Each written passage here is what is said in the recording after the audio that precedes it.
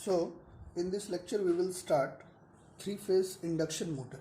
Last lecture में हमने देखा था कि किस तरह से रोटेटिंग मैग्नेटिक फील्ड प्रोड्यूस होती है और इट इज़ कंपलसरी कि कोई भी अगर मशीन है तो उसमें जो मैग्नेटिक फील्ड प्रोड्यूस हो तो वो रोटेटिंग मैग्नेटिक फील्ड हो। अगर रोटेटिंग मैग्नेटिक फील्ड होगी तो जो टॉर्क प्रोड्यूस होगी वो ईजिली होगी, that is the motor will easily produce it's starting torque. तो मोटर आसानी से अपनी स्टार्टिंग टॉर्क प्रोड्यूस करेगी। ठीक है, तो अब इसी के तहत हम स्टार्ट करते हैं three phase induction motor. Three phase induction motor nowadays 80 to 85% motors are induction motor. 80 से 85% मोटर जो है वो इंडक्शन मोटर है। उसमें अब थ्री फेज इंडक्शन मोटर भी है, सिंगल फेज इंडक्शन मोटर भी है। जहाँ बल्क पावर यूटिलाइजेशन की बात होती है वहाँ पे हम थ्री फेज इंडक्शन मोटर की बात करते हैं, और जहाँ पे कम पावर यूटिलाइजेशन की बात होती है वहाँ पे हम सिंगल फेज इंडक्शन मोटर की बात करते हैं या उसका हम यूज़ करते हैं। ठीक है, तो इंडक्शन मोटर में जो हम देखेंगे वो इसकी कंस्ट्रक्शन देखेंगे, वर्किंग देखेंगे, और एक स्लिप टॉर्क कैरेक्टरिस्टिक है, स्लिप टॉर्क कैरेक्टरिस्टिक प्लॉट करेंगे। एक स्पीड कंट्रोल भी आपको दिया हुआ है आपके सिलेबस में, लेकिन स्पीड कंट्रोल उतना कंपलसरी नहीं है क्योंकि वो आपके लेवल पे नहीं पूछा जाता है, तो हम उसका बस थोड़ा सा बेसिक्स देखेंगे कि क्या होता है। ठीक है, तो हम स्टार्ट करते हैं। तो देखो, जो थ्री फेज इंडक्शन मोटर है इसकी जो कंस्ट्रक्शन है, the construction of three phase induction motor. अब जो इसकी स्टेटर है इसमें सिंपल क्या होता है, एक तो स्टेशनरी पार्ट है, स्टेशनरी पार्ट, एंड एक is rotating part, rotating part. ठीक है, स्टेशनरी पार्ट स्टेटर कहते हैं और स्टेटर में ही हम आर्मेचर को रखते हैं, सेम एज सिंक्रोनस मशीन। ठीक है, स्टेटर में ही हम आर्मेचर को रखते हैं। और रोटेटिंग पार्ट तो आप सिंक्रोनस मशीन में रोटर में आप फील्ड वाइंडिंग को रखते थे। यहाँ पे फील्ड वाइंडिंग इस तरह की कोई भी चीज़ यूज़ नहीं होती है। फील्ड वाइंडिंग का मतलब होता है कि जब हम वाइंडिंग में डीसी सप्लाई दे करके मेन फील्ड फ्लक्स प्रोड्यूस करें तो उसको हम फील्ड वाइंडिंग कहते हैं। लेकिन यहाँ पे हम किसी भी तरह की अलग से कोई डीसी सप्लाई नहीं देते हैं, तो इसके रोटेटिंग पार्ट को सिंपल हम रोटर कहते हैं। ठीक है, तो अब आप देखो इसमें किस तरह की आप सप्लाई दे रहे हो, सिर्फ एक टाइप की सप्लाई दे रहे हो, सिंगल सप्लाई दे रहे हो। और किसको दे रहे हो सप्लाई? आर्मेचर को। मैंने आपको एक चीज़ और बताया था कि सप्लाई लेने का काम या सप्लाई देने का काम, supply is always drawn from और supply is always given to armature. तो सप्लाई हम हमेशा आर्मेचर को देते हैं या आर्मेचर से लेते हैं, चाहे आप आर्मेचर को स्टेटर में रखो, अदरवाइज आप आर्मेचर को रोटर में रखो। ठीक है, तो यहाँ पर भी आर्मेचर हमारी स्टेटर में है, आर्मेचर में हमने थ्री फेज सप्लाई हम देंगे। ठीक है, और रोटर पार्ट जो है, रोटर में किसी भी तरह की एडिशनल सप्लाई नहीं होती है, इसी वजह से इसको हम सिंगली एक्साइटेड मशीन कहते हैं, सिंगली एक्साइटेड मशीन कहते हैं। मतलब सिर्फ एक तरह का हम एक्साइटेशन इसमें देते हैं, singly excited machine. There is only type of excitation which is given to armature, so it is a singly excited machine. और इसके रोटर को हम सिंपल रोटर कहते हैं, किसी तरह की फील्ड वाइंडिंग इस तरह का इस्तेमाल हम नहीं करते हैं, ये ध्यान रखना है। ठीक है, अब मैंने बोला कि इसके आर्मेचर को हम इसके आर्मेचर की जो कंस्ट्रक्शन होती है it is similar to the construction of synchronous machine. तो सिंक्रोनस मशीन में जैसे आर्मेचर हम कैसे बनाते थे, बोथ स्टेटर एंड रोटर। यहाँ पर भी जो हमारा stator and rotor it is made up of high graded silicon steel alloy sheets, silicon steel alloy sheets. जो इसके स्टेटर और रोटर है दोनों high graded silicon steel alloy sheet से बना हुआ होता है, और उसमें हम स्लॉट्स कट करते हैं और उन स्लॉट्स में हम कंडक्टर्स को रखते हैं। ठीक है, अब जैसा आप सिंक्रोनस मशीन में कर रहे थे कि आर्मेचर में जैसे हमने ये स्लॉट्स कट किया, इन स्लॉट्स में हमने यहाँ कंडक्टर्स को इनर पेरीफेरी पे, आर्मेचर के इनर पेरीफेरी पे हम स्लॉट्स कट करते हैं, और इन स्लॉट्स में हम कंडक्टर्स को, आप देख सकते हैं ये कंडक्टर्स हमने यहाँ रख दिया, और ये कंडक्टर्स आपस में जुड़ करके वाइंडिंग बनाएंगे। अच्छा, एक चीज़ और, चूंकि ये थ्री फेज मशीन है तो जो पूरी मशीन है वो थ्री फेज में बटी हुई होती है। थ्री फेज का मतलब क्या है कि हर एक दो फेज के बीच में 120 डिग्री का फेज डिस्प्लेसमेंट होता है। ठीक है, तो मान लो आपके पास 240 सपोज करो टर्न्स आ गए या 240 क्वाइल्स आ गया और थ्री फेज आपके पास है, तो हर एक फेज में कितने कॉइल्स आ गए? 80 कॉइल आपके हर एक फेज में आ गए। और कंडक्टर्स कैसे होंगे? मान लिया आपके पास सपोज करो 54 स्लॉट्स हैं, सपोज किया हमने फॉर एग्जांपल 54 स्लॉट्स है, हर एक स्लॉट में हमने क्या किया है? 10 कंडक्टर को रखा है, तो टोटल कंडक्टर आपके पास कितना हो गया? 540। ठीक है, 540 कंडक्टर हो गया। तो कॉइल कितनी हो गई आपके पास? तो आप 2 कंडक्टर का एक कॉइल, तो आपने 2 से डिवाइड कर दिया, ये कितना आ गया?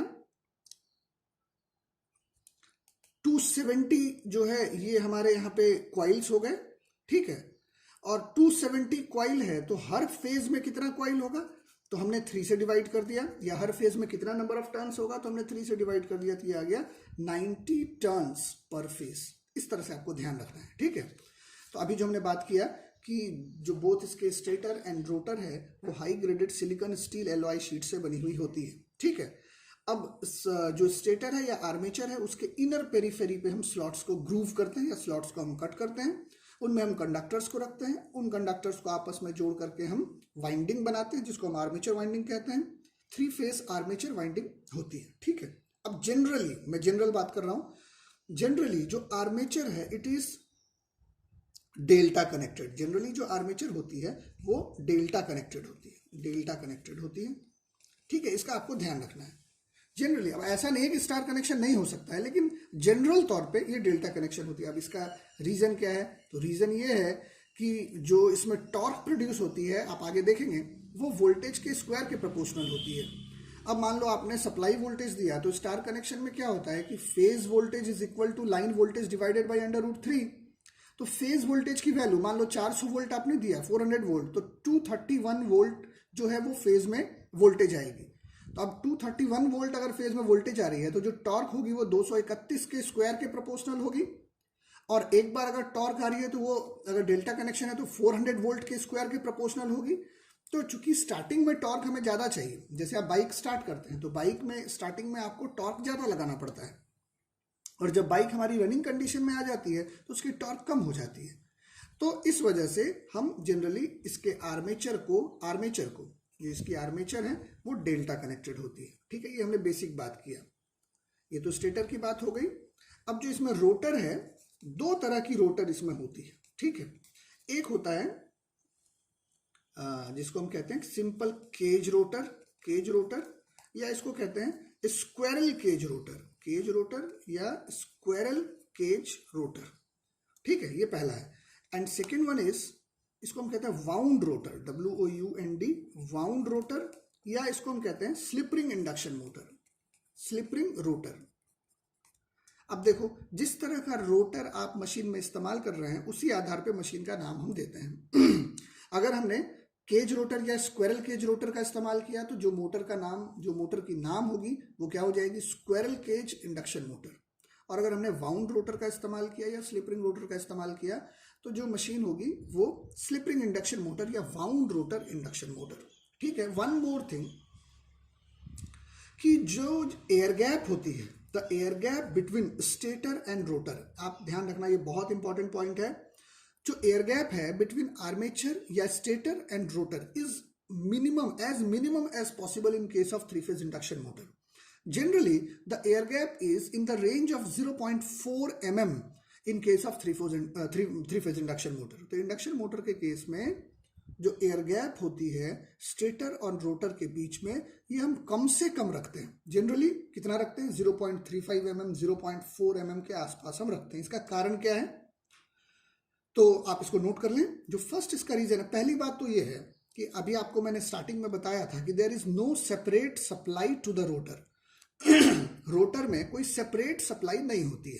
ठीक है, तो अगर सेपरेट सप्लाई नहीं होगी तो पहली जो रीजन है, जो एयर गैप को हम कम से कम रखते हैं, उसका पहला रीजन है कि to minimise leakage flux, leakage flux को कम से कम करने के लिए हम क्या करते हैं? एयर गैप को एज मिनिमम एज पॉसिबल रखते हैं। Air gap is kept as minimum as possible in between stator and rotor. ठीक है, ये क्वेश्चन आता है। तो पहला है कि टू मिनिमाइज लीकेज फ्लक्स, जो फ्लक्स लीक करे उसकी वैल्यू को हम कम से कम करने के लिए ऐसा करते हैं। दूसरा क्या है? कि टू इम्प्रूव पावर फैक्टर को भी इम्प्रूव करने के लिए हम ऐसा करते हैं, टू इम्प्रूव पावर फैक्टर। अब ये क्यों करते हैं, कैसे करते हैं, इसको आप यहाँ पे डिटेल डिस्कशन मत करो, जब आप मशीन पढ़ेंगे तो आप उसमें देखना, टू इम्प्रूव पावर फैक्टर। तो यही दो रीजन है जिसकी वजह से the air gap between stator and rotor is kept as minimum as possible. ठीक है, तो अब हम देखते हैं जो दोनों टाइप के रोटर हमने इसमें यहाँ पे चर्चा की है, दोनों टाइप का रोटर क्या होता है, किस तरह से हम इस्तेमाल करते हैं, देखते हैं।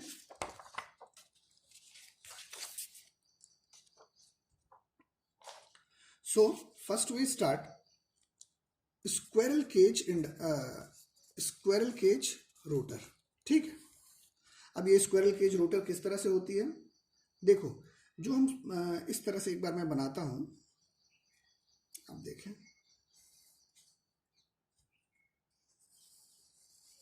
कुछ इस तरह से इसका कंस्ट्रक्शन होता है।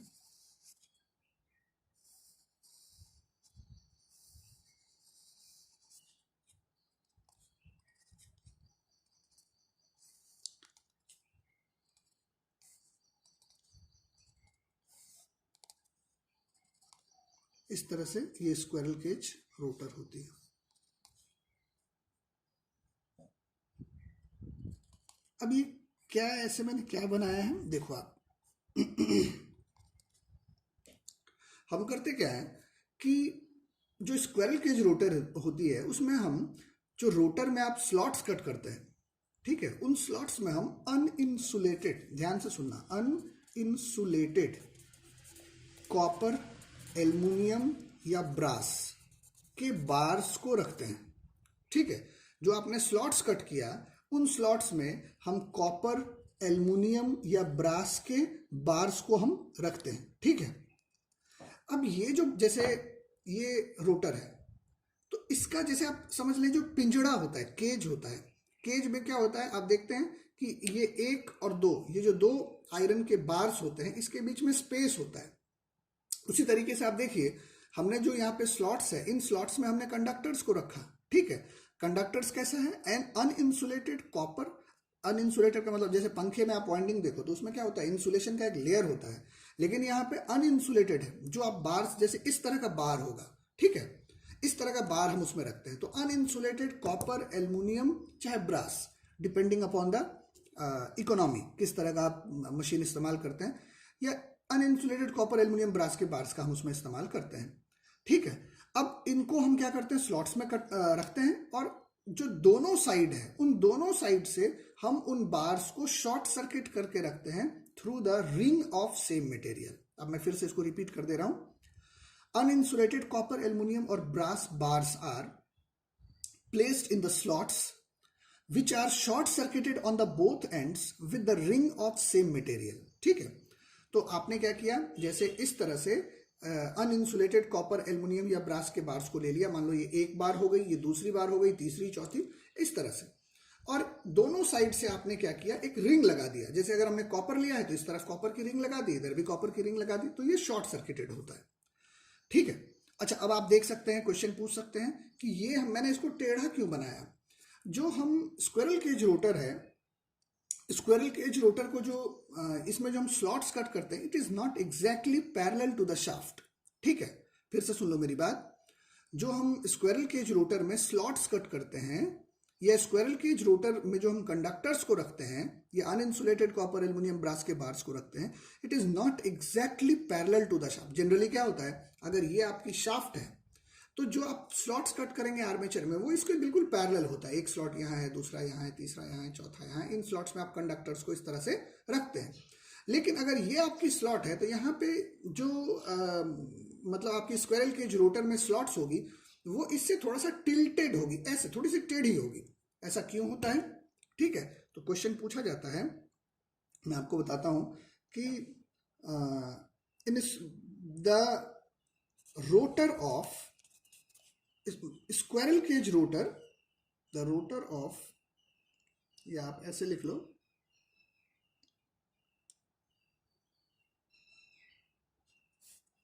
The rotor is slightly skewed, SKEWED by one slot pitch. अब आप पूछ सकते हैं वन स्लॉट पिच मैंने क्या बता दिया, देखो जो हम यहाँ पे रोटर है इसको हम स्लाइटली स्क्यू मतलब थोड़ा सा हम टेढ़ा करके रखते हैं बाई 1 स्लॉट पिच। कितना हम टेढ़ा करते हैं, जो एक स्लॉट की एंगल होती है उतना ही हम इसको टेढ़ा करके रखते हैं। So the rotor is slightly skewed by 1 slot pitch. ऐसा क्यों होता है कि रोटर को आप स्क्यू करके रखते हैं? पहला रीजन होता है, क्वेश्चन पूछा जाता है कि why the rotor of squirrel cage induction motor is slightly skewed. तो इसका पहला रीजन होता है so that more uniform torque is produced. पहली बात, more uniform torque is produced, कि जो टॉर्क प्रोड्यूस हो वो मोर यूनिफॉर्म हो, ठीक है। And operation becomes less noisy, and operation becomes less noisy, ठीक है। पहली बात तो ये हो गई, यूनिफॉर्म टॉर्क प्रोड्यूस होगा, एक समान सा टॉर्क प्रोड्यूस होगा। अगर एक समान टॉर्क प्रोड्यूस होगा तो जो ऑपरेशन होगी वो लेस नॉइजी ऑपरेशन होगी, बहुत ज़्यादा शोरगुल नहीं होगा, ठीक है। आप पंखा चलाते हैं, देखते हैं ये काफ़ी नॉइजी ऑपरेशन होता है, तो ऐसा नहीं होना चाहिए, मतलब लेस नॉइजी ऑपरेशन होना चाहिए। सेकेंड चीज़ है कि जो लॉकिंग टेंडेंसी है, locking tendency of rotor is minimised. अब ये लॉकिंग टेंडेंसी, इसको हम क्या कहते हैं? कॉगिंग। आप बस वर्ड ध्यान रखना। अब इसमें क्या होता है, देखो हम करते क्या है, अगर स्टेटर एंड रोटर के स्लॉट्स को, मान लो ये स्टेटर का स्लॉट है ऐसे समझो, और ये रोटर का स्लॉट्स, अगर ये दोनों एक दूसरे के एग्जैक्टली आमने सामने होता है, तो एग्जैक्टली आमने सामने होने से क्या होता है, वहां पर जो फ्लक्स प्रोड्यूस होती है वो फ्लक्स एक स्टेबल पोजीशन होता है। तो जो मशीन है उसकी टेंडेंसी होती है कि वो उस पोजीशन को छोड़ करके आगे बढ़ना नहीं चाहता है। That is the motor refuses to start. Motor हमारा रिफ्यूज कर देता है स्टार्ट करने से। अब ऐसा, इसको हम क्या कहते हैं? Magnetic locking. जब स्टेटर एंड रोटर के स्लॉट्स आमने सामने हो, अगर उसकी वैल्यू आपस में बराबर हो या इंटीग्रल मल्टीपल में हो, तो क्या होता है कि जो वहां पे फ्लक्स बनती है वो एक स्टेबल फ्लक्स बनती है, और वो उस पोजीशन को छोड़ करके मोटर हमारी या रोटर हमारी आगे नहीं बढ़ना चाहती है। तो इसी को हम कहते हैं कॉगिंग। ये यहाँ पे स्टेटर एंड रोटर के जो टिथ हैं ये आपस में लॉक हो जाते हैं, ठीक है। मैं डिटेल इस पर चर्चा नहीं करना चाह रहा है, बस आपको कॉगिंग, मैंने जो वर्ड यूज किया इसी को मैं थोड़ा सा एक्सप्लेन कर रहा था कि स्टेटर एंड रोटर के जो टिथ हैं वो आपस में मैग्नेटिकली लॉक हो जाते हैं। तो ये लॉकिंग टेंडेंसी भी मिनिमाइज हो सके, तो इसके लिए हम क्या करते हैं, जो रोटर है उसको स्लाइटली स्क्यू कर, थोड़ा सा टेढ़ा करके रखते हैं कि आमने सामने हो ही नहीं, और ये टेंडेंसी कभी क्रिएट हो ही नहीं, ठीक है। तो ये हमने बात किया स्क्विरल केज रोटर। अभी इसके हम एडवांटेज की बात करेंगे आगे। अब दूसरा है वाउंड रोटर या स्लिप-रिंग रोटर। वाउंड रोटर या स्लिप-रिंग रोटर, ठीक है। अब आप समझिए एक चीज और यहाँ पे मैं बताता हूँ आपको। जो स्क्विरल केज रोटर की बात कर रहे थे हम, अनइंसुलेटेड कॉपर, एल्युमिनियम या ब्रास के बार्स को हम इस्तेमाल करते हैं जिसकी रेजिस्टेंस बहुत कम होती है, हैविंग वेरी लो रेजिस्टेंस। इसको ध्यान रखना, हैविंग वेरी लो रेजिस्टेंस, जिसकी रेजिस्टेंस जो है वो बहुत कम होती है, ठीक है। अब देखो हम वाउंड रोटर की बात करते हैं, तो इसमें हम क्या करते हैं, जो आपकी रोटर है वो स्लॉटेड होती है। इस तरह का कंस्ट्रक्शन नहीं होता है, रोटर का कुछ इस तरह से होती है, जैसे आप सिंपल ऐसे स्लॉट कट करके और इसमें आप कंडक्टर्स को रखते थे, तो इसमें इंसुलेटेड कंडक्टर्स का हम इस्तेमाल करते हैं। ये मान लिया हमारी रोटर हो गई, ठीक है। इस और रोटर के हम आउटर पेरीफेरी पे कंडक्टर्स को, स्टेटर के हम इनर पेरीफेरी पे, और रोटर के आउटर पेरीफेरी पे हमने कंडक्टर्स को यहाँ पे रख दिया। अब इन कंडक्टर्स को हम आपस में जोड़ते हैं और ये 3 फेज वाइंडिंग बनाएगी। जनरली ये स्टार कनेक्टेड होती है। मान लो मैंने स्टार में कनेक्ट कर दिया, अब यहां से मैंने ये 3 पॉइंट्स निकाल दिए। अब देखिए मैं जो बताना चाह रहा हूं, ये आपकी शाफ्ट है,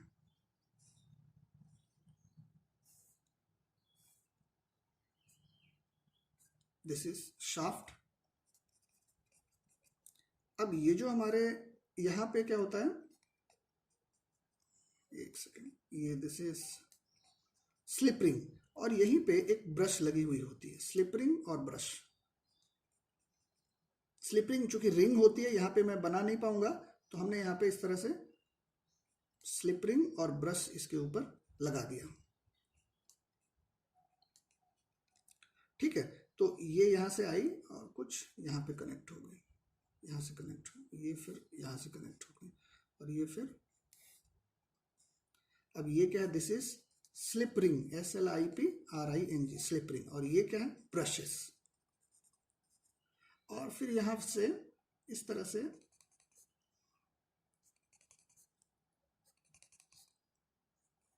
ये वेरिएबल रेजिस्टेंस होता है, यहां से जाकर के ये कुछ कनेक्ट ऐसे हो जाती है।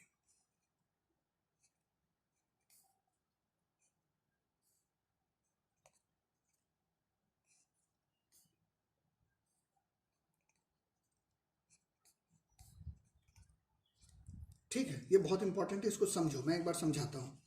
इसकी जो वाउंड रोटर है या स्लिपरिंग रोटर है, इसमें क्या होता है, जैसे आप नॉर्मल रोटर रखते हैं, ये रोटर है, इसके बाहर में हमने स्लॉट्स कट किया, बाहर आउटर पेरिफेरी पे इसमें कंडक्टर्स को रखा, ये आपस में जुड़ करके 3 फेज वाइंडिंग बनाते हैं। तो ऑब्वियस है 3 फेज वाइंडिंग है तो या तो स्टार या तो डेल्टा कनेक्टेड होगी, तो ये जनरली स्टार कनेक्टेड होती है। और ये स्लिपरिंग के थ्रू, स्लिपरिंग एंड ब्रशेस के थ्रू एक वेरिएबल रेजिस्टेंस से कनेक्टेड होती है। अब आप ध्यान रखो, क्या होता है, जो इंडक्शन मोटर में टॉर्क प्रोड्यूस होती है वो रोटर के रेजिस्टेंस के प्रोपोर्शनल होती है। फिर से मैं रिपीट करता हूँ, इंडक्शन मोटर, एक तो पहले मैंने बताया कि वोल्टेज के स्क्वायर के प्रोपोर्शनल होती है, वो भी ठीक है। और जो इंडक्शन मोटर में टॉर्क प्रोड्यूस होती है वो रोटर के रेजिस्टेंस के प्रोपोर्शनल होती है, ठीक है। तो यहाँ पे इसमें खासियत होती है कि you can add additional resistance to the rotor circuit, जो हमने एडिशनल रेजिस्टेंस को ऐड किया। अब इंडक्शन मोटर में अभी मैंने आपको बताया कि जो टॉर्क होती है वो रोटर के रेजिस्टेंस के प्रोपोर्शनल होती है। अच्छा, अब मुझे बताओ कि टॉर्क की वैल्यू मोटर को स्टार्ट करते समय हमें ज़्यादा चाहिए या रनिंग कंडीशन में ज़्यादा चाहिए? ऑब्वियस है, स्टार्ट करते समय ज़्यादा चाहिए, लेकिन रनिंग कंडीशन में हमें कम चाहिए, उतनी टॉर्क नहीं चाहिए। तो हमें क्या करना है, स्टार्टिंग में तो रोटर रेजिस्टेंस हमारे पास ज़्यादा होनी चाहिए, लेकिन रनिंग कंडीशन में हमारे पास रोटर रेजिस्टेंस ज़्यादा नहीं होनी चाहिए। तो यहाँ पे हम मैन्युअली क्या करते हैं कि इस रोटर जो यहाँ पे ये एडिशनल रेजिस्टेंस, इसको हम वेरी कराते हैं, इसलिए मैंने इसको यहाँ वेरिएबल दिखाया। तो स्टार्टिंग में हम ज़्यादा रेजिस्टेंस लेते हैं, फिर जब मोटर हमारी आगे बढ़ने लगी, स्पीड अप होने लगी, इस रेजिस्टेंस को कट आउट करते जाते हैं, कट आउट करते जाते हैं, और फाइनली जब मशीन हमारी रनिंग कंडीशन में पहुंचती है तो इस रेजिस्टेंस को हम पूरी तरह से कट कर देते हैं। बात समझ में आ गई? फिर से मैं कह रहा हूँ कि स्टार्टिंग में हमें ज़्यादा टॉर्क चाहिए तो रोटर रेजिस्टेंस ज़्यादा चाहिए, तो इसके लिए हम क्या करते हैं, यहाँ पे पूरा रेजिस्टेंस इस्तेमाल करते हैं। जो इसकी रोटर की रेजिस्टेंस है वो तो है ही, एडिशनल रेजिस्टेंस हमने इसमें जोड़ लिया। जब मोटर हमारी स्पीड अप होती है तो स्पीड अप होने पे क्या होता है, हमें कम रेजिस्टेंस चाहिए रोटर की, तो हमने इसको कट किया, फिर और कट किया, फिर और कट किया, फाइनली इसको हमने जीरो कर दिया। तो रोटर रेजिस्टेंस जो हमारी अब एक्चुअल रोटर की रेजिस्टेंस है वो ही रहती है, एडिशनल रेजिस्टेंस नहीं रहती है। बात समझ में आ गई?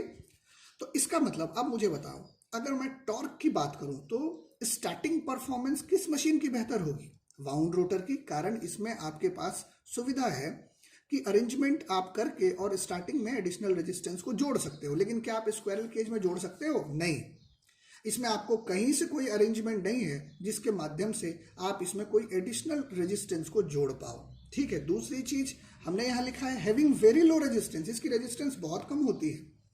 तो आपसे अगर ये पूछा जाए कि स्टार्टिंग परफॉर्मेंस किस मशीन की बेहतर होती है, तो वो है स्लिप रिंग इंडक्शन मोटर की या वाउंड रोटर इंडक्शन मोटर की।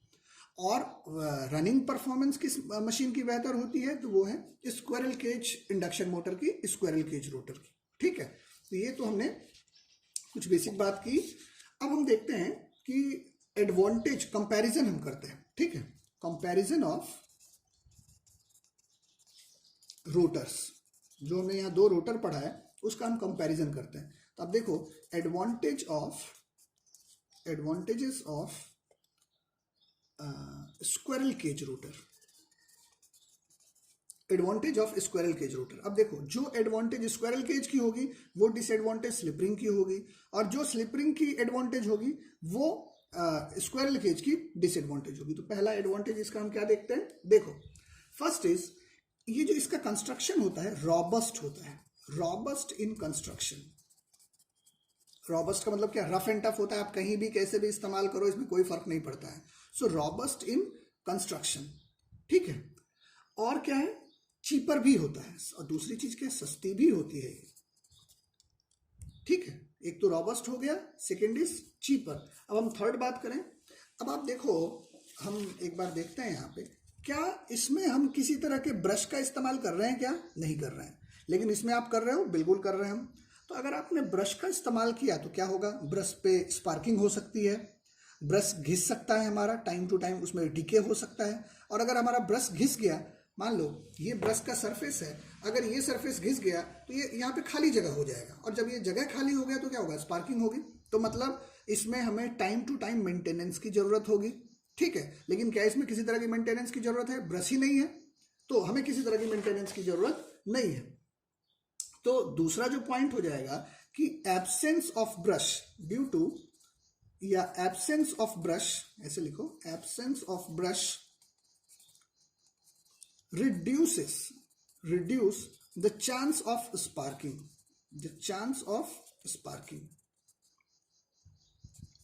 ठीक है। इसमें ब्रश नहीं होता है, और ब्रश नहीं होने के कारण जो चांसेस ऑफ स्पार्किंग है वो भी इसमें ना के बराबर होता है। तीसरी चीज, चौथी चीज मैंने बताई कि मेंटेनेंस कॉस्ट भी कम है। सो लोअर मेंटेनेंस कॉस्ट, ठीक है, मेंटेनेंस कॉस्ट भी इसकी कम होती है। और अगर आप बात करो तो देखो, जहां पे ज्यादा रेजिस्टेंस, यहां पे आपकी रेजिस्टेंस ज्यादा, तो रेजिस्टेंस अगर ज्यादा है तो आई स्क्वायर आर लॉस क्या होगी? जो ओमिक लॉस है उसकी वैल्यू क्या होगी? ज्यादा, कॉपर लॉस ज्यादा होगी। लेकिन यहाँ पे रेजिस्टेंस कम है तो आई स्क्वायर आर लॉस कम होगी। अगर लॉसेस कम है तो इसकी एफिशिएंसी क्या होगी? ज्यादा। सो आप लिख सकते हैं मोर एफिशिएंट, ये जो है इसकी एफिशिएंसी ज्यादा होती है, मोर एफिशिएंट। 6 पॉइंट में आप क्या लिख सकते हैं? पावर फैक्टर की अगर हम बात करें तो हाइयर पावर फैक्टर, इसकी जो पावर फैक्टर होती है वो भी बेहतर होती है in comparison to slip ring induction motor. तो ये हमने कंपेयर किया, ये हमने देखा एडवांटेज स्क्विरल केज रोटर की। अब हम दूसरा बात करें, अब हम लेते हैं advantage of slip ring induction motor. तो स्लिप रिंग इंडक्शन मोटर में पहला एडवांटेज क्या है? हाई स्टार्टिंग टॉर्क, इसकी जो स्टार्टिंग टॉर्क है वो ज्यादा होती है, एंड लो स्टार्टिंग करंट भी हमारी इसमें कम होती है। देखो एक्चुअली जब आप इंडक्शन मोटर चलती है तो आप देखते होंगे ड्रिल मशीन जैसे लगती है तो वोल्टेज बिल्कुल डिम हो जाती है, या आपका फ्रिज जैसे स्टार्ट होता है तो वोल्टेज थोड़ी सी कम होती है। एक्चुअली इंडक्शन मोटर में starting current 5 to 7 times of full load current होती है, काफी ज्यादा होती है स्टार्टिंग में। तो अगर करंट की वैल्यू बहुत ज्यादा होगी तो वो क्या कर सकता है? जो आपके घर में या लाइन में अलग से जो लोड्स लग रहे हैं उसको डैमेज कर सकता है। तो स्टार्टिंग करंट इसमें कम होती है, ठीक है, कारण रेजिस्टेंस ज्यादा है तो करंट हमारी कम हो जाती है, और टॉर्क भी इसमें बेहतर होता है। दूसरा, स्पीड कंट्रोल इज इजी, इसकी स्पीड कंट्रोल जो है वो भी आसान है, ठीक है, स्पीड कंट्रोल इसकी आसान है। ये हमने कंपैरिजन किया, कंस्ट्रक्शन की बात की, squirrel cage and slip ring induction motor की, ठीक है। Now we come the principle of operation, ठीक है। Next is principle of operation, ये बहुत इंपॉर्टेंट है, इसको आप समझिए, ठीक है। देखो जैसे हमने ये मशीन ले लिया, हमने मान लिया कि हर एक फेज में जैसे आप दो दो कंडक्टर रखते थे, R R dash, Y Y dash, और यहाँ पे हमने ले लिया बी बी डैश, ठीक है। ये हमने स्टेटर में कंडक्टर्स को इस तरह से रख लिया। आप इसमें सप्लाई दे रहे हैं तो मान लो आपने 3 फेज इंडक्शन मोटर है तो आर फेज में सप्लाई दे दिया, वाई फेज में सप्लाई दे दिया, और यहाँ बी फेज में आपने सप्लाई दे दिया। 3 फेज सप्लाई आपने मशीन में दे दी, ठीक है। अब इसके अंदर मैं यहाँ पे रोटर बना देता हूँ,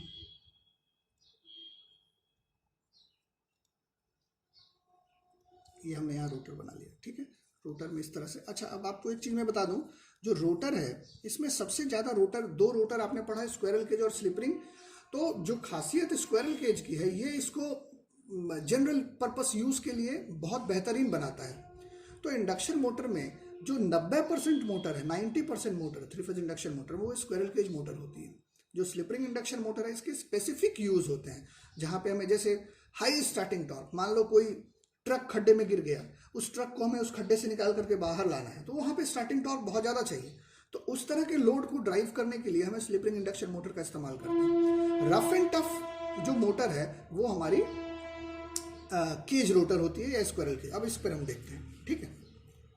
अब देखो यहाँ पे हमने 3 फेज सप्लाई दिया है। अब जो जो बात मैं बताऊंगा उसको आप एक एक करके समझते जाइएगा।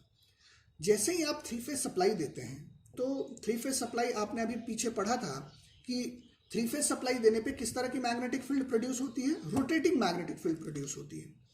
तो जैसे ही हम 3 फेज सप्लाई स्टेटर में देते हैं तो एक रोटेटिंग मैग्नेटिक फील्ड प्रोड्यूस होती है, ठीक है। और जो रोटेटिंग मैग्नेटिक फील्ड है उसकी जो रोटेटिंग मैग्नेटिक फील्ड किस स्पीड पे रोटेट करती है, तो सिंक्रोनस स्पीड पे रोटेट करती है। तो जैसे ही हम 3 फेज सप्लाई देते हैं स्टेटर में या आर्मेचर में एक रोटेटिंग मैग्नेटिक फील्ड बनती है। जो rotating magnetic field air gap में, अब एयर गैप कौन सा है, ये स्टेटर और रोटर, इसके बीच में ये एयर गैप है। एयर गैप में ये सिंक्रोनस स्पीड पर रोटेट करती है, ns स्पीड पर रोटेट करेगी, ठीक है। और इसकी डायरेक्शन ऑफ, अब मैंने क्लॉकवाइज क्यों दिखा दिया, इसकी direction of rotation depends on phase sequence. Phase sequence पर ये डिपेंड करता है, ठीक है। अब फेज सीक्वेंस क्या होता है, वो सीक्वेंस जिस सीक्वेंस में वोल्टेज या करंट अपने मैक्सिमम वैल्यू को गेन करते हैं हर एक फेज में, उसी को हम फेज सीक्वेंस कहते हैं। अब फिर से मैं रिपीट करता हूं, when 3 phase supply is given to armature of induction motor, a rotating magnetic field is produced and the rotating magnetic field rotates in air gap at synchronous speed and its direction of rotation depends on phase sequence। इसको आप note कर लें, ठीक है। जैसे ही आपने 3 phase supply दिया, एक रोटेटिंग मैग्नेटिक फील्ड बनी।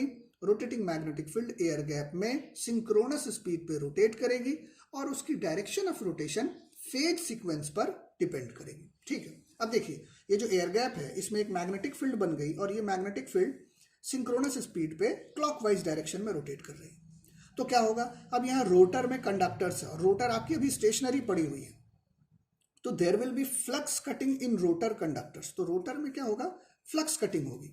रोटर के जो कंडक्टर्स हैं स्टेशनरी जो अभी हैं, स्थिर हैं, उसमें क्या होगा, फ्लक्स कटिंग होगी। फ्लक्स कटिंग होगी तो क्या होगा, ईएमएफ इंड्यूस होगी।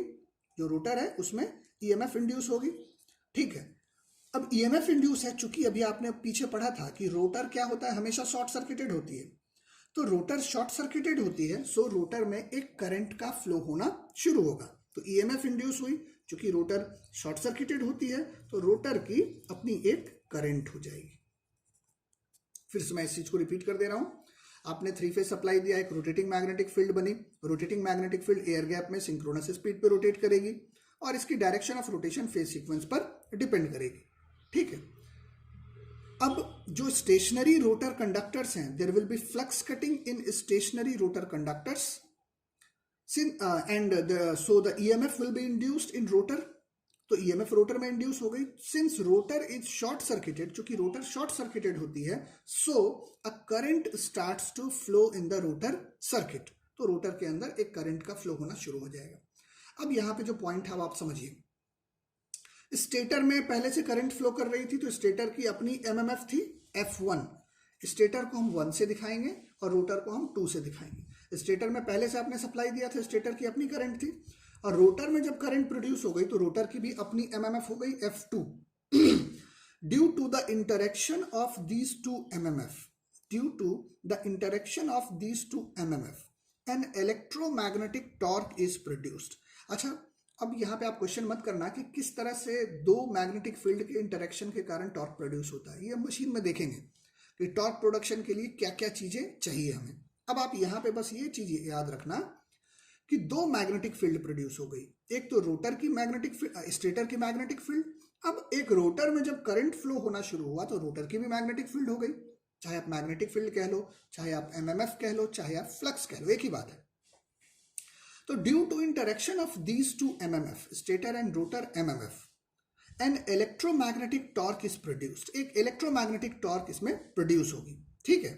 और जब टॉर्क प्रोड्यूस होगी तो which will have the tendency to rotate the rotor. जब टॉर्क प्रोड्यूस हो गई तो उसकी टेंडेंसी होगी कि वो रोटर को रोटेट कराना शुरू करे। तो अब क्वेश्चन उठता है कि या तो रोटर क्लॉकवाइज में रोटेट करेगी या तो रोटर एंटी क्लॉकवाइज में रोटेट करेगी, ठीक है। तो रोटर किस डायरेक्शन में रोटेट करेगी, तो अब लेंजेस लॉ क्या कहता है, लेंज लॉ हमारा कहता है कि effect opposes the cause. Effect जो है वो कॉज को प्रभावित करता है, अपोज करता है। तो इफेक्ट अपोजेस द कॉज। यहां पे इफेक्ट हमारा क्या है, इसको ध्यान से समझो। इफेक्ट है आपका टॉर्क का प्रोडक्शन, टॉर्क हमारा प्रोड्यूस होना, टॉर्क का प्रोडक्शन। और कारण क्या है, क्यों, किस कारण से हमारी टॉर्क प्रोड्यूस हुई है, ये है फ्लक्स कटिंग। फ्लक्स कटिंग हुई है, उसी कारण से जो है वो टॉर्क प्रोड्यूस हुई है। तो टॉर्क मोटर को कुछ as per Lenz law, torque motor को कुछ उस डायरेक्शन में रोटेट कराने की कोशिश करेगा ताकि फ्लक्स कटिंग मिनिमाइज हो। फिर से सुनो, टॉर्क मोटर को कुछ उस डायरेक्शन में रोटेट कराने की कोशिश करेगा ताकि फ्लक्स कटिंग मिनिमाइज हो। तो अब आप बताइए, क्या ये डायरेक्शन ऑफ मतलब रोटेटिंग मैग्नेटिक फील्ड के डायरेक्शन में ही रोटेट करेगी या उसके अपोजिट करेगी? हम मानते हैं अपोजिट करेगी। तो देखो, रोटेटिंग मैग्नेटिक फील्ड तो इस डायरेक्शन में NS में रोटेट कर रही है, और अगर रोटर अपोजिट NR में रोटेट करने लगेगा तो रिलेटिव स्पीड क्या हो जाएगी? देखिए आप, रिलेटिव स्पीड क्या हो जाएगी? NS minus of minus NR, मतलब NS plus NR relative speed हो गई। तो रिलेटिव स्पीड बढ़ी या घटी? बढ़ गई। अगर रिलेटिव स्पीड बढ़ गई तो फ्लक्स कटिंग घटेगी या बढ़ेगी? बढ़ जाएगी। ठीक है, फिर से सुन लो, अगर रोटर रोटेटिंग मैग्नेटिक फील्ड के अपोजिट डायरेक्शन में रोटेट करेगा तो क्या होगा? दोनों अपोजिट इस तरह से आएंगे, तो रिलेटिव स्पीड दोनों की क्या होगी? NS minus of minus NR। So relative speed क्या होगी? NS plus NR। Relative speed बढ़ गई, और रिलेटिव स्पीड बढ़ गई तो फ्लक्स कटिंग बढ़ जाएगी, जो कि नहीं होना चाहिए। अगर फ्लक्स कटिंग बढ़ जाएगी तो लेंज लॉ हमारा जो है वो यहाँ पे स्थापित नहीं होगा। तो होना क्या चाहिए? The rotor will start to rotate in the same direction of magnetic field. तो रोटर क्या होगा? उसी डायरेक्शन में रोटेट करेगा जिस डायरेक्शन में आपकी रोटेटिंग मैग्नेटिक फील्ड रोटेट हो रही है। अब क्या होगा? अब जो रिलेटिव स्पीड होगी वो क्या होगी? NS minus NR। ठीक है, तो रिलेटिव स्पीड अब हो गई NS minus NR, relative speed आपकी कम हो रही है, और मोटर स्पीड अप हो गई, NR की वैल्यू और बढ़ गई। मान लो NS की वैल्यू है 1500 RPM, NR अभी है सपोज करो 500 RPM, थोड़ी सी और बढ़ी तो 600 हो गई, 700 हो गई, 800, 900, 1100, 1200। इस तरह से NR की वैल्यू बढ़ती बढ़ती बढ़ती कहाँ तक जाएगी? Near to NS। जो इंडक्शन मोटर है वो सिंक्रोनस स्पीड के बिल्कुल करीब तक पहुंच जाएगी, ताकि यहाँ पे इन दोनों के बीच में जो रिलेटिव स्पीड हो वो कम से कम हो। बात समझ में आई?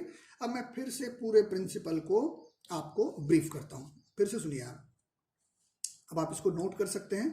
When three-phase supply is given to stator या armature of three-phase induction motor, a rotating magnetic field is produced which rotates in air gap at synchronous speed. Its direction of rotation depends on phase sequence. So now there will be flux cutting in stationary rotor conductors.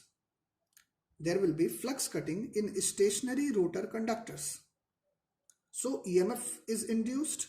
Since rotor is short circuited, so a current starts to flow in the rotor circuit. So there will be a rotor MMF. Due to the interaction of stator and rotor MMF, an electromagnetic torque is produced. Now the torque will have the tendency to rotate the rotor. As per Lenz law, effect opposes the cause. Here effect is torque production and cause is flux cutting. So the torque will try to rotate the rotor in such a direction so that the flux cutting should be minimized. So the motor will start to rotate in the same direction of rotating magnetic field so as to minimize the flux cutting. So in this way, the induction motor speed up and it starts to rotate in the same direction of rotating magnetic field. So this is the basic principle of three-phase induction motor. तो हमने यहाँ पे induction motor की basic principle देखी। अब हम बात करें कि रोटर किस स्पीड तक रन करता है। तो रोटर जो है नियर टू सिंक्रोनस स्पीड पहुंचता है। रोटर की स्पीड NR जो है ये कहां तक पहुंचती है? ये near to synchronous speed, near to NS। Exactly synchronous speed पे नहीं पहुंचती है। Rotor never reaches to synchronous speed. क्यों नहीं पहुंचती है? देखो, अगर NR की वैल्यू NS के बराबर हो जाए तो क्या होगा? अगर NR और NS बराबर हो गई तो रिलेटिव स्पीड क्या हो जाएगी? रिलेटिव स्पीड जीरो, ठीक है। अगर रिलेटिव स्पीड जीरो तो फ्लक्स कटिंग क्या हो जाएगी, फ्लक्स कटिंग भी होगी जीरो। अगर फ्लक्स कटिंग जीरो तो ईएमएफ इंड्यूस क्या हो जाएगी, ये भी होगी जीरो। रोटर करंट क्या हो जाएगी, जीरो। रोटर करंट जीरो तो रोटर की एमएमएफ क्या हो जाएगी, ये भी जीरो, रोटर की एमएमएफ भी जीरो। तो रोटर की एमएमएफ जीरो तो टॉर्क ही प्रोड्यूस नहीं होगी, so motor will be unable to produce its torque. So rotor कभी भी सिंक्रोनस स्पीड पर नहीं पहुंचती, बहुत इंपॉर्टेंट है ये। तो रोटर पूछा जाता है कि never reaches to synchronous speed, why. अगर रोटर सिंक्रोनस स्पीड पे पहुंच गई, एनआर अगर एनएस के बराबर हो गई, एनआर क्या है, रोटर स्पीड, अगर ये एनएस के बराबर हो गई तो जो रिलेटिव स्पीड है वो जीरो हो जाएगी, फ्लक्स कटिंग जीरो हो जाएगी, ईएमएफ इंड्यूस जीरो हो जाएगी, रोटर करंट जीरो हो जाएगी, रोटर की MF zero, so torque will be zero. So torque produce हमारी जीरो हो जाएगी। इसी कारण से इंडक्शन मोटर की जो रोटर है it never reaches to synchronous speed, ठीक है। अब एक टर्म आता है स्लिप, ठीक है, या स्लिप स्पीड, स्लिप स्पीड। तो अब आप इसको डिफाइन कर सकते हैं, the difference between synchronous speed and the speed of rotor. लिख लो आप, the difference between synchronous speed and the speed of rotor is called slip speed. तो स्लिप स्पीड को हम s टाइम्स ns से दिखाते हैं। Slip speed it can be defined as difference between synchronous speed and the speed of rotor, ठीक है। तो अगर हम आगे बढ़ें तो s this will be equal to ns minus nr upon ns, और इसी s को हम कहते हैं स्लिप, ठीक है। तो अब स्लिप की वैल्यू कितनी कैसे होती है, तो जो नो लोड कंडीशन है इसमें स्लिप की वैल्यू 1 to 2% के आसपास होती है, और फुल लोड कंडीशन में स्लिप की वैल्यू 2 to 5% के बीच में होती है। नो लोड के कंडीशन में स्लिप की वैल्यू 1 to 2% के आसपास होती है, और फुल लोड के कंडीशन में स्लिप की वैल्यू, जैसे आप देख लो, नो लोड कंडीशन में स्लिप की वैल्यू s जो है ये 1 to 2% के बीच में होती है, और फुल लोड के कंडीशन में जो s की वैल्यू है ये 2 से 5% के बीच में होती है, ठीक है।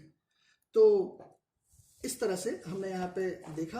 अब आप एक क्वेश्चन लिख लो, अब आप इसको खुद से करना, मैं डिक्टेट कर दे रहा हूं, लिख लीजिए आप। A 3-phase 6-pole 50 Hz induction motor has a slip of 1% at no load, slip of 1% at no load and 3% on full load. Question है, ए 3-phase 6-pole 50 Hz induction motor has a slip of 1% at no load and 3% on full load, ठीक है। Determine, आपको determine करना है पहला synchronous speed, ns की value निकालनी है। सेकेंड में आप लिख लीजिए no load speed.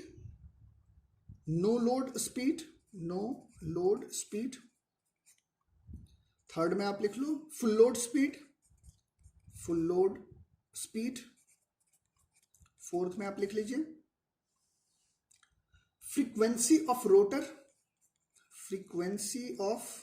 Rotor at standstill, जब रोटर आपकी स्थिर है, frequency of rotor at standstill. Fifth में आप लिख लीजिए frequency of rotor at full load, ठीक है। ये आपको पांचों पार्ट करना है।